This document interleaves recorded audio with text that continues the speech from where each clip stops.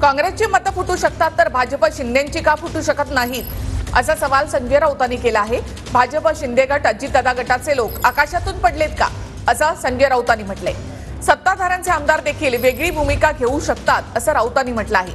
महाविकास आघाडीचे तीनही उमेदवार निवडून येतील असं राऊतांनी म्हटलंय।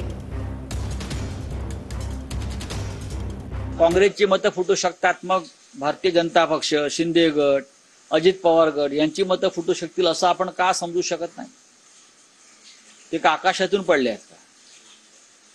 त्यांच्याकडे सत्ता आहे, पैसा आहे, पण लोकमत आमच्या बाजूने आहे हे लोकसभेत दिसल्यामुळे त्यांचेही आमदार फुटू शकतात ना। फुटू शकण्यापेक्षा ते एक वेगळी भूमिका घेऊ शकतात। काँग्रेसचीच मतं फुटणार, अन्य कोणाची मतं फुटणार या भ्रमात आता कोणी राहू नये। महाराष्ट्रातली सध्याची राजकीय परिस्थिती आणि लोकसभेचे निकाल पाहता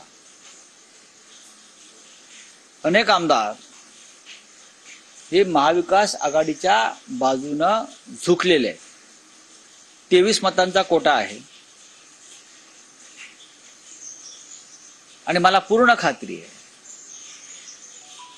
सध्याच्या परिस्थितीत महाविकास आघाडीचे तीनही उमेदवार निवडून येतील याच्याविषयी आमच्या मनात शंका नाही।